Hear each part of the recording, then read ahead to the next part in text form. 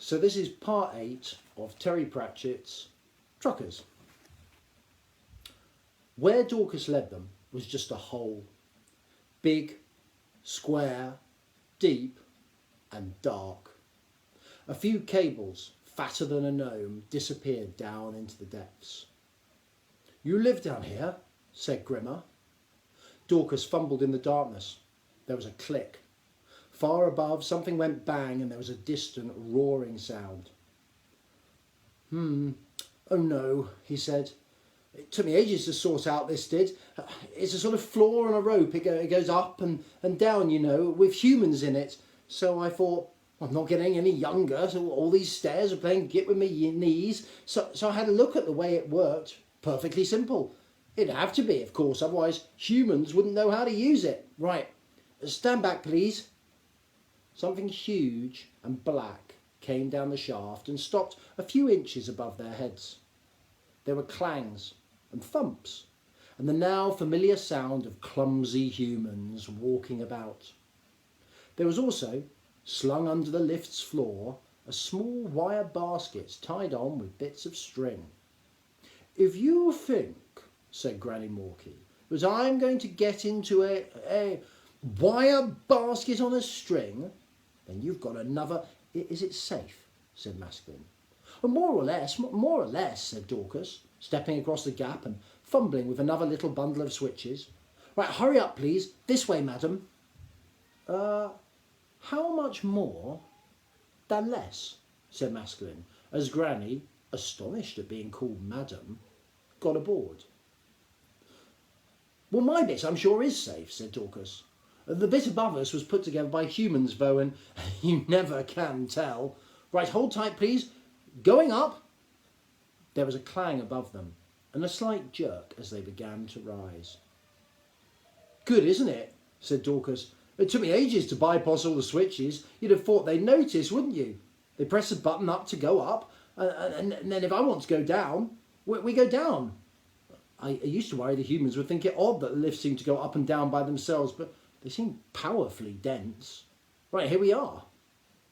The lift stopped with another jerk, leaving the gnome's basket level with another underfloor gap. "Electrical and domestic appliances," said Dorcas. "Just a little place I call my own. No one bothers me here, not even the abbot. I'm the only one who knows how things work, you see." It was a place of wires. They ran under the floor in every direction, great bundles of the things. A few young gnomes were taking things to pieces in the middle of it all.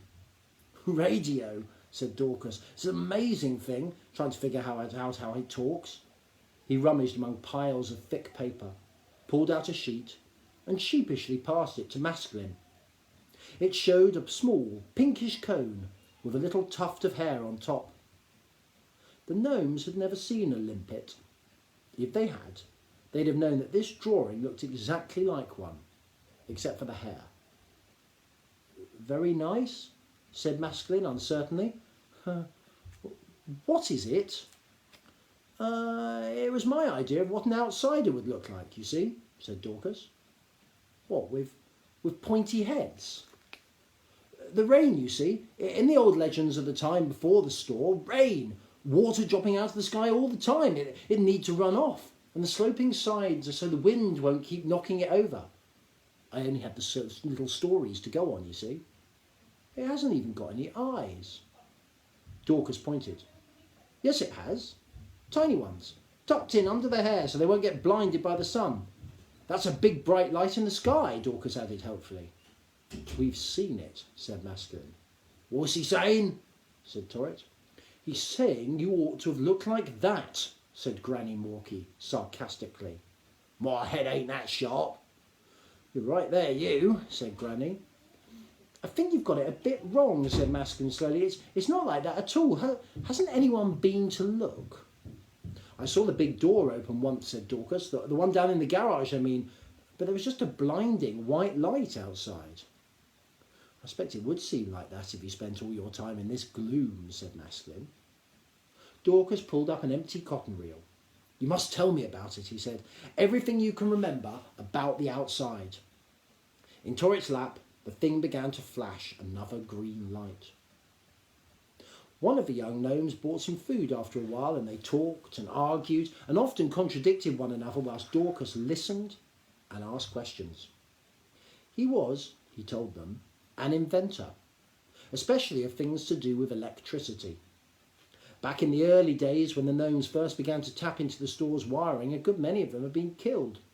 They'd found safer ways to do it now, but it was still a bit of a mystery, and there weren't many who were keen to get that close to it. That's why the leaders of the big families and even the abbot of Stationary himself left him alone. It was always a good idea, he said, to be good at something other people couldn't or didn't want to do. So they put up with him, sometimes wandering out loud about the outside, provided he wasn't too loud. "I shan't remember it at all," he said. "What was the other light? The one you get at closing time? Sorry, I mean bite?" "Night," corrected Masculine. "It's called the moon." "Moon," said Dorcas, rolling the word round his mouth. "It's not as bright as the sun." Strange, really. Be more sensible to have the brightest light at night, not during the day, when you can see, anyway. I suppose you've no idea why, have you?" It just happens," says Masculine.